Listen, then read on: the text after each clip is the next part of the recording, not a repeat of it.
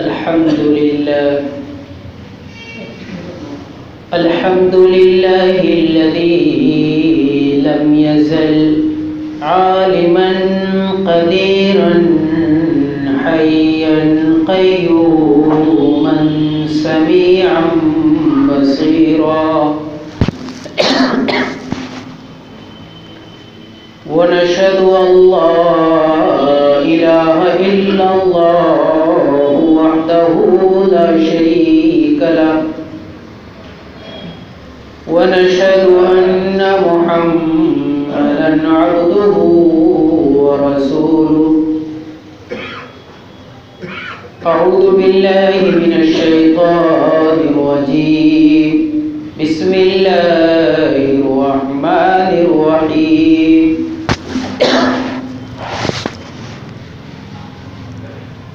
إن الدين عند الله الإسلام صدق الله المولانا العظيم.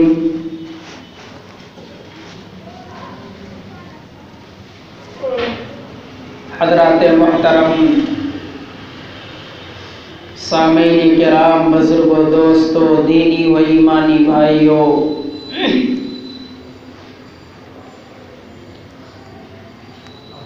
قرآن کریم کی جو آیت مبارکہ ہم نے پڑھی ہے، اس آیت کریمہ میں اللہ تبارک و تعالی ارشاد فرماتے ہیں، بے شک دین اللہ تبارک و تعالی کے نزدیک اسلام ہے۔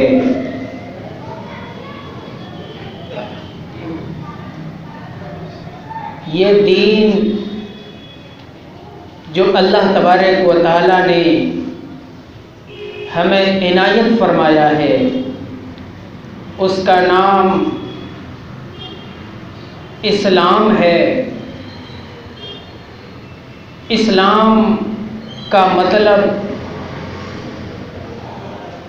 امن و سلامتی کو قائم کرنا۔ یہی وجہ ہے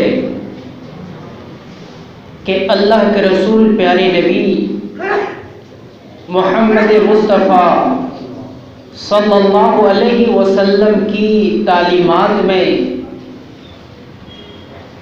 امن و سلامتی کو قائم کرنے کی بڑی ہدایات ملتی ہے۔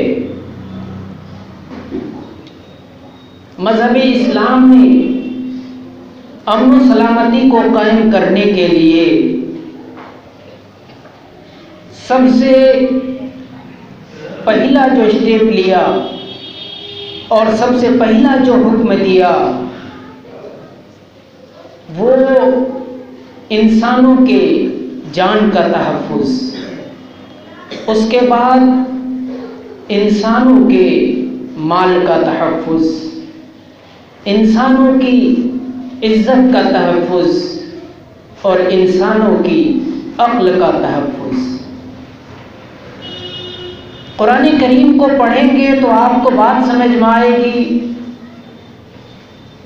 کہ انسانوں کے جان کا تحفظ اسلام نے اس طرح سے کیا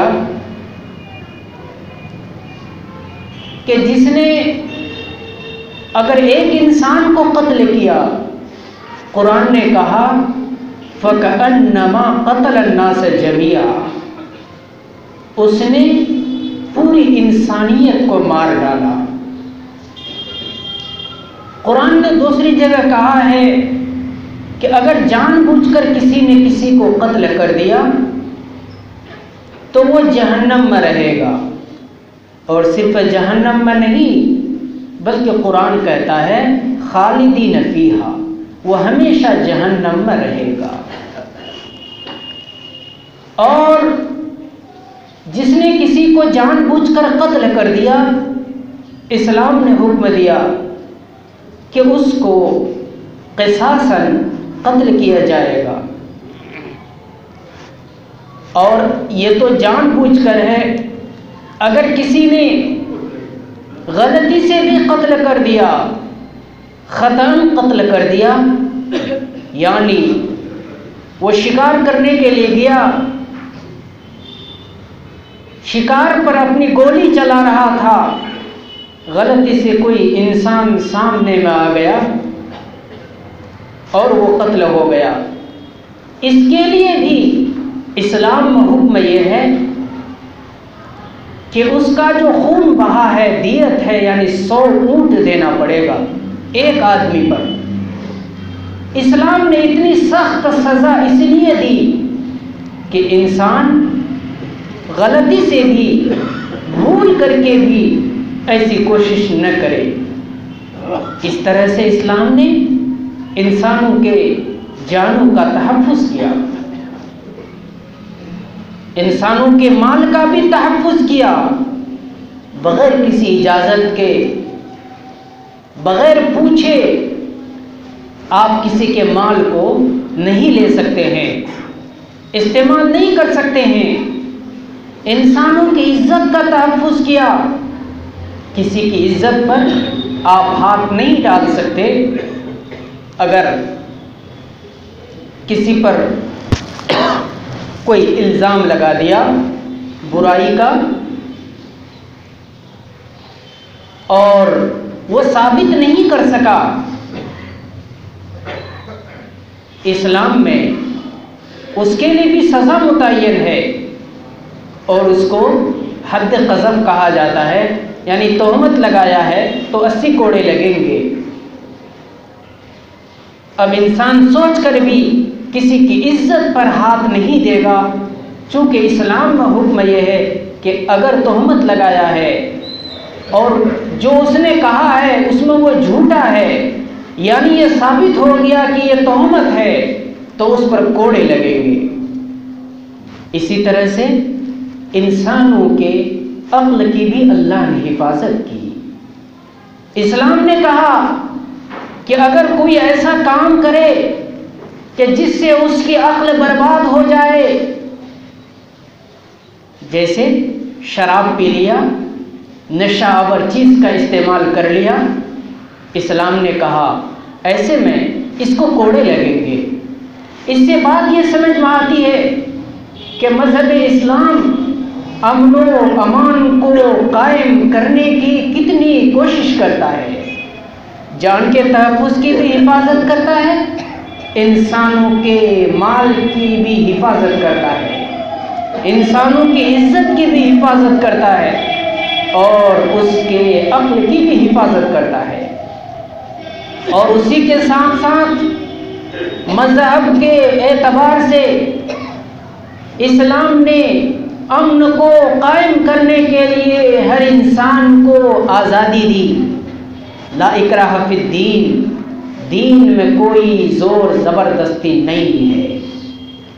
جو لوگ اسلام اور مسلمانوں پر الزام لگاتے ہیں انہیں معلوم ہونا چاہیے کہ قرآن کریم کی اس آیت کریمہ نے واضح طور پر بتلا دیا لا اکراہ فی الدین، دین میں داخل کرنے کے لیے کوئی زور زبردستی نہیں ہے، آزاد ہے.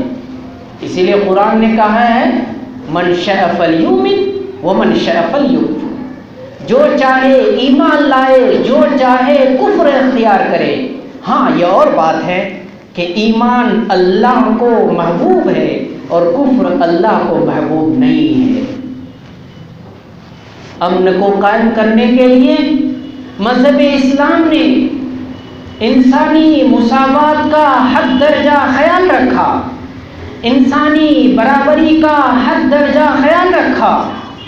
آج آپ دیکھ لیں کہ مسجد میں صفیں لگتی ہے، یہ صرف اسلام کا ایک حکم ہے کہ ایک طرف اگر بادشاہ رہتا ہے اس کے قریب میں ایک رعایا اور ایک مزدور کھڑا ہو سکتا ہے، ایک طرف اگر آقا ہے اس کے قریب میں اس کا غلام، اس کا نوکر و چاکر، ان کے گھر میں کام کرنے والا شخص کھڑا رہ سکتا ہے. ایک طرف اگر ایک وہ شخص ہے جو بہت ہی گورا ہے، بہت ہی خوبصورت ہے، دوسری طرف اس کے بازو میں وہ آدمی کھڑا ہو سکتا ہے جو نہایت ہی کالا کلوٹا شخص ہے۔ یہ اسلام کا حکم ہے، یہ اسلام کے امن کو قائم کرنے کے لیے برابری کا وہ حکم کہ جس پر انسان اگر تھوڑا سا غور و فکر کرے تو انسان سے بے انتہا محبت کرنے لگ جائے گا۔ اور اسی کے ساتھ انصاف کا بھی اسلام حکم دیتا ہے، برابری قائم کرنے کے ساتھ، انسانی مساوات کے ساتھ عدل و انصاف کا بھی حکم دیتا ہے۔ اور بار بار قرآن یہ کہتا ہے کہ اگر تمہاری کسی سے رشتہ داری ہو، اس رشتہ داری کی وجہ سے تم اپنے رشتہ دار پر انصاف اس طریقے سے کرو کہ دوسرے پر ظلم ہو جائے، اسلام اس کی اجازت نہیں دے سکتا۔ ہر ایک کے ساتھ عدل کرنا ہے، ہر ایک کے ساتھ انصاف کرنا ہے، جو صحیح ہے، جو سچ ہے، اس کو قائم کرنا ہے۔ یہ مذہب اسلام کا وہ حکم ہے کہ جس سے مذہب اسلام میں امن و امان قائم ہوتا ہے۔ اللہ کے رسول پیارے نبی محمد مصطفیٰ صلی اللہ علیہ وسلم جب مکہ المکرمہ سے مدینہ المنورہ ہجرت کر کے تشریف لاتے ہیں، اس امن کو قائم کرنے کے لیے مکہ المکرمہ میں سب سے پہلے آپ مواخات و بھائی چارگی کا حکم دیتے ہیں۔ وہ اسی کام کے لیے مہاجرین اور انصار، مہاجرین وہ لوگ جو مکہ سے ہجرت کر کے مدینہ آئے تھے، اور انصار وہ لوگ، مدینہ کے وہ لوگ جنہوں نے مکہ والوں کا استقبال کیا تھا اور ان کی ہجرت پر لبیک کہا تھا۔ اللہ کے رسول پیارے نبی محمد مصطفیٰ صلی اللہ علیہ وسلم امن کو قائم کرتے ہوئے ان دونوں کے بیچ مواخات و بھائی چارگی قائم کر دیتے ہیں۔ دنیا کی تاریخ میں کوئی ایسی بات نہیں ملے گی کہ ایک انسان اپنے اجنبی بھائیوں کے لیے کہ مکہ والے مدینہ آئے ہوں اور مدینہ والوں نے کہہ دیا ہو کہ میرے پاس 2 گھر ہے، اس میں سے ایک گھر ہم اپنے اس بھائی کو دے دیتے ہیں جو مکہ سے ہجرت کر کے یہاں آیا ہے، میرے پاس 2 باغات ہیں، ایک باغ اپنے لیے استعمال کے لیے رکھتا ہوں اور ایک باغ اپنے بھائی کے حوالے کر دیتا ہوں۔ یہ صرف اسلام میں یہ بات ملے گی اور مدینہ المنورہ کی سرزمین میں یہ بات ملے گی۔ اللہ کے رسول نے وہاں آتے ہی امن کو قائم کرتے ہی مواخات و بھائی چارگی کو قائم کر دیا، اور مواخات و بھائی چارگی کو قائم کرنے کے ساتھ ساتھ اللہ کے رسول نے مسلمانوں کو، یہودی کو اور جو دوسرے قبیلہ کے جو لوگ تھے مدینہ میں اور مدینہ کے قرب و جوار میں جو دوسرے قبیلہ کے لوگ آباد تھے، اللہ کے رسول پیاری نبی محمد مصطفیٰ صلی اللہ علیہ وسلم نے ایک عہد بنایا، میثاق مدینہ قائم کیا کہ ہم سب ایک ہو جاتے ہیں اور ہم سب یہ تہیہ کرتے ہیں کہ ظلم کے خلاف ہم سب کھڑے ہوں گے اور مظلوم کی حمایت کریں گے، مظلوم کی حمایت میں ہم سب ایک صف میں کھڑے نظر آئیں گے۔ یہ کیا تھا؟ یہ وہی تھا، اور اس میں، اس رجسٹر میں، اس قانون میں، اس بین الاقوامی معاہدہ میں صرف مسلمان نہیں بلکہ مسلمانوں کے علاوہ دوسرے قبیلے، دوسرے مذاہب کے لوگ بھی موجود تھے۔ یہ اللہ کے رسول پیارے نبی محمد مصطفیٰ صلی اللہ علیہ وسلم نے کر کے ہمیں بتلایا اور ہمیں سکھایا کہ یہ اسلام ہے کہ جس نے امن و شانتی کو کس طرح سے قائم کیا۔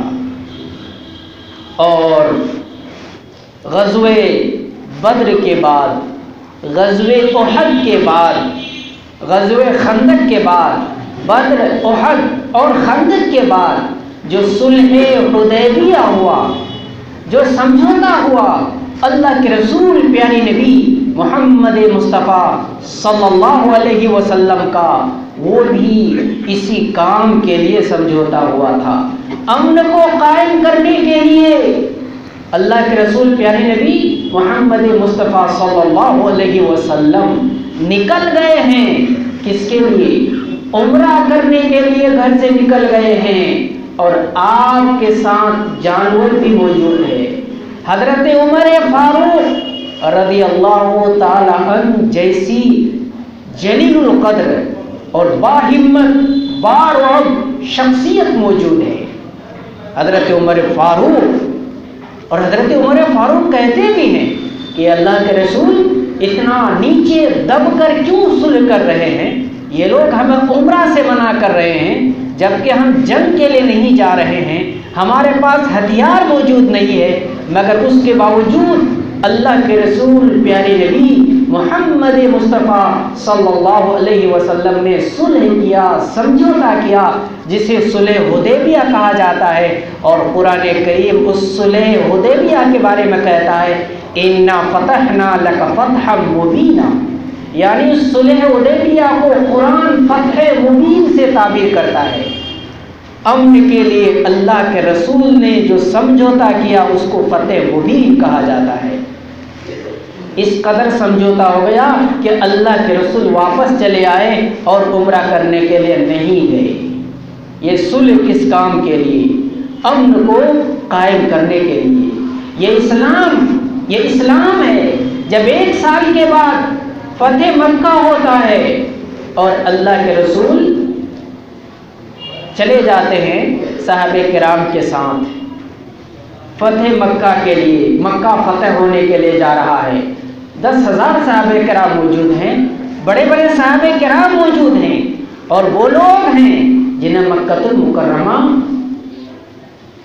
میں نہ جانے کون کون سا ظلم ان کے ساتھ نہیں ہوا تھا، مگر جب مکہ المکرمہ پہنچتے ہیں اور اکرمہ بن ابو جہل سامنے میں کھڑا ہے، ابو جہل کا لڑکا اکرمہ اللہ کے رسول پیارے نبی محمد مصطفیٰ صلی اللہ علیہ وسلم کی آنکھ میں قتل و خون کے کوئی آنسو نہیں ہے۔ ایسا نہیں ہے کہ آپ پر خون سوار ہو، بلکہ آپ معاف کر دیتے ہیں اور ایک لفظ پوچھتے بھی نہیں، اکرمہ چلا جاتا ہے۔ اور وہاں پر حبار ابن اسود بھی آتا ہے۔ یہ وہ شخص ہے کہ جس نے اللہ کے رسول پیاری نبی محمد مصطفیٰ صلی اللہ علیہ وسلم کی پیاری بیٹی حضرت زینب کو بڑی تکلیف پہنچائی، اور اسی صدمے میں آپ وفات بھی پا گئی۔ وہ بھی موجود ہے، مگر اللہ کے رسول پیارے نبی اسے بھی معاف کر دیتے ہیں۔ ہندہ موجود ہے جس نے آپ کے محبوب چچا سید الشہداء حضرت امیر حمزہ کا کلیجہ چبایا تھا اور آپ کو قتل کروائی تھی، اللہ کے رسول اسے بھی معاف کر دیتے ہیں۔ ابو سفیان موجود ہے، اللہ کے رسول اسے بھی معاف فرما دیتے ہیں۔ سارے لوگ موجود ہیں، اللہ کے رسول سب کو معاف فرما دیتے ہیں۔ یہ کیا ہے؟ یہ امن ہے۔ یہ مذہب اسلام کی خاصیت ہے کہ وہ ہر دور میں امن چاہتا ہے، امن کی کوشش کرتا ہے، اور مذہب اسلام کے ماننے والے مسلمانوں کی یہ تاریخ رہی ہے کہ وہ ہمیشہ امن کی کوشش کرتے رہے ہیں۔ ہاں، مگر جب امن کو توڑنے کی کوشش ہوئی ہے، امن کو پامال کرنے کی کوشش کی گئی ہے، مذہب اسلام کا مطالعہ کرنا ہوگا کہ مذہب اسلام نے اس امن کے پامال کرنے والی کوششوں کا مقابلہ کس طرح سے کیا تھا۔ جنگ کے ذریعے سے بھی، چاہے جنگ بدر ہو، چاہے جنگ احد ہو، چاہے غزوہ خندق ہو، یہ تمام اسی امن کو پامال کرنے والی کوششوں کا جواب دیا گیا تھا۔ اور دوسری طرف اس کے ساتھ ساتھ جب مصیبت آئی، امن کو پامال کرنے کی کوششیں کی گئی اور ظلم و جور کو بڑھاوا دیا گیا، تو مذہب اسلام میں بھی یہ موجود ہے کہ اللہ کے رسول پیارے نبی محمد مصطفیٰ صلی اللہ علیہ وسلم رجوع ہوئے اللہ کی طرف اور اللہ سے فریاد چاہی۔ یہی وجہ ہے کہ مذہب اسلام میں بہت سی نمازیں ایسی ہیں جو ضرورت کے لیے پڑھی گئی ہے۔ جیسے اگر آدمی کو ضرورت پیش آ جائے، اسلام میں کہا جاتا ہے صلاۃ الحاجت پڑھی، 2 رکعت صلاۃ الحاجت، ضرورت والی نماز اللہ سے مطالبہ کیجیے، یہ ضرورت پیش آ گئی۔ اور اس سے بڑھ کر کوئی مصیبت ہے، مثلا کسی کا انتقال ہو جاتا ہے، اسلام نے کہا صلاۃ الجنازہ، جنازہ کی نماز پڑھیے۔ اور اس سے بھی بڑی مصیبت، مان لیجئے پانی نہیں آ رہا ہے، پانی خشک ہو چکا ہے، صلاۃ الاستسقاء پڑھیے، صلاۃ الاستسقاء پڑھیے۔ اور اگر کوئی ایسی مصیبت ہو، ایسا ظلم ہو، جیسے بیر معونہ کا واقعہ پیش آیا تھا، یعنی اللہ کے رسول پیارے نبی محمد مصطفیٰ صلی اللہ علیہ وسلم کے پاس ایک شخص عامر ابن مالک نجد سے آیا اور کہا، اے اللہ کے رسول، آپ کچھ لوگوں کو ہمارے ساتھ دیجئے تاکہ ہم نجد جائیں اور یہ لوگ اسلام کی تبلیغ کریں، وہاں اسلام کے بارے میں بتلائیں۔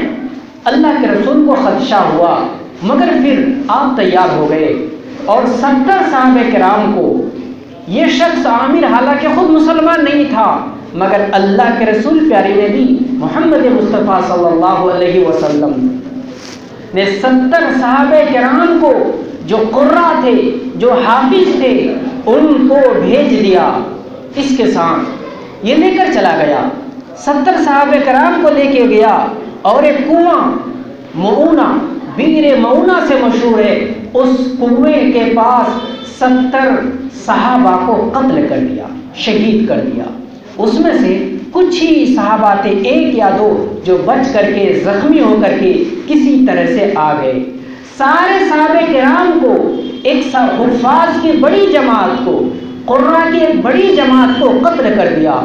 اللہ کے رسول پیارے نبی محمد مصطفیٰ صلی اللہ علیہ وسلم کو خبر پہنچی، آپ کو بڑی تکلیف پہنچی، چونکہ ایک ساتھ 70 صحابہ کرام کا قتل ہو جانا، 70 حفاظ کا قتل ہو جانا، 70 قاریوں کا قتل ہو جانا، جن کے سینے میں قرآن محفوظ تھے۔ اور وہ وقت ایسا تھا کہ اس وقت یقیناً افراد کی ضرورت تھی، افراد کی ضرورت تھی۔ ایسے موڑ پر 70 صحابہ کا قتل ہو جانا کوئی معمولی بات نہیں تھی۔ اللہ کے رسول پیارے نبی محمد مصطفیٰ صلی اللہ علیہ وسلم نے ایسے موڑ پر اللہ کی طرف آپ رجوع ہوئے، اور آپ نے نمازوں میں، بلکہ ایک روایت میں تو یہ ہے کہ ظہر، عصر، مغرب، عشاء، فجر، ان نمازوں میں اللہ کے رسول پیارے نبی محمد مصطفیٰ صلی اللہ علیہ وسلم نے قنوت نازلہ پڑھی۔ آج جو فجر کی نماز میں قنوت نازلہ پڑھی جاتی ہے، یہ وہی قنوت نازلہ ہے۔ نازلہ کے معنی آتے ہیں مصیبت، اور قنوت کے معنی آتے ہیں دعا، یعنی جب ایسی مصیبت آ جائے ظلم کی شکل میں غیروں کی طرف سے، تو ایسے موڑ پر ہم سب اللہ کی طرف رجوع ہوں۔ اللہ کے رسول پیارے نبی محمد مصطفیٰ صلی اللہ علیہ وسلم مسلسل 1 مہینے تک آپ قنوت نازلہ پڑھتے رہے، اور ظالمین کی ہدایت کے لیے دعا کرتے رہے، اور اگر وہ ہدایت نہ ہو تو اس کے خاتمہ اور زمین سے نیست نابود ہو جائیں، اس کے لیے اللہ کے رسول بد دعا کرتے رہے۔ یہ وہی قنوت نازلہ ہے۔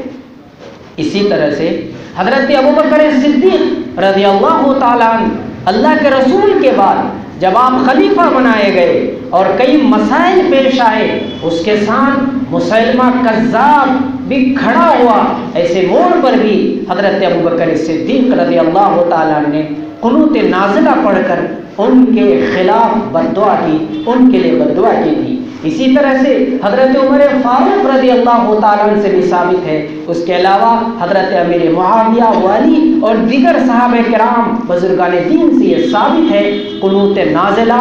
اس کا مطلب یہی ہے کہ ہم سب اللہ کی طرف رجوع ہوں، اور ایسی مصیبت ہے تو اس مصیبت کے حل کے لیے ہم خود اللہ سے فریاد کریں، اللہ سے مانگیں، اس لیے کہ ہمارا یقین و ایمان ہونا چاہیے کہ جب تک اللہ تبارک و تعالیٰ نہیں چاہیں گے درخت کا ایک پتا بھی نہیں ہل سکتا ہے۔ مگر اسی کے ساتھ ساتھ جو دوسری تدبیریں ہیں، اسلام میں جو تدبیر موجود ہے ہمیں وہ تدبیر میں اختیار کرنی چاہیے، ہمیں وہ تدبیر میں اختیار کرنی چاہیے۔ جہاں احتجاج کی ضرورت پڑے ہمیں احتجاج بھی کرنا چاہیے، اور یہ اسلام سے ثابت ہے، اللہ کے رسول پیارے نبی محمد مصطفیٰ صلی اللہ علیہ وسلم سے بھی ثابت ہے۔ ایک صحابہ کرام، ایک صحابہ رسول ہیں، اس کا پڑوسی اسے بڑا پریشان کرتا تھا، اللہ کے رسول سے شکایت کی، اللہ کے رسول نے کہا کہ صبر کرو، صبر کیا، مگر اس کے باوجود وہ پڑوسی نہیں مانا، اسے سمجھایا گیا مگر نہیں مانا، بتایا گیا نہیں مانا۔ اللہ کے رسول نے کہا کہ اچھا ٹھیک ہے، تم سامان گھر سے نکال لو، اور سامان گھر سے نکال کر تم سڑک پر بیٹھ جاؤ، اور جو لوگ بھی آئے تم یہ بتاؤ کہ ہم سامان اس لیے نکال دیے ہیں کیونکہ فلاں آدمی ہم پر ظلم کرتا ہے۔ آخر میں یہی ہوا، وہ بتانے لگا، لوگوں سے کہنے لگا، بڑی بھیڑ اکٹھا ہو گئی، آخر میں وہ شخص آیا اور وہ کہنے لگا کہ ہم آج سے یہ توبہ کرتے ہیں کہ ہم تم کو پریشان نہیں کریں گے۔ میرے بزرگوں، اس سے بات سمجھ میں آتی ہے کہ ایسے موڑ پر جب مصیبت ہو، جب ظلم ہو، اس لیے کہ مذہب اسلام میں نہ ظالم بن سکتے ہیں، نہ مظلوم بن سکتے ہیں، نہ ظلم کر سکتے ہیں، اور نہ ظلم کو برداشت کیا جا سکتا ہے۔ اس لیے کہ اگر ظلم کو برداشت کریں گے اور ظلم کو سہنے کی عادت بنائیں گے تو پھر ظالم بڑا طاقتور ہو جائے گا۔ اسلام میں واضح حکم ہے کہ ہم رب کی طرف بھی جائیں، اور اسلام میں جو حکم ہے وہ بھی ہم کریں۔ اللہ تبارک و تعالیٰ امت مسلمہ کی حفاظت فرمائے، اسلام کی حفاظت فرمائے، ہم سب کے جان مال، عزت و آبرو کی حفاظت فرمائے، اور یہ سرزمین قیامت تک اس سرزمین کو اسلام اور مسلمانوں سے آباد و سرشاد رکھے۔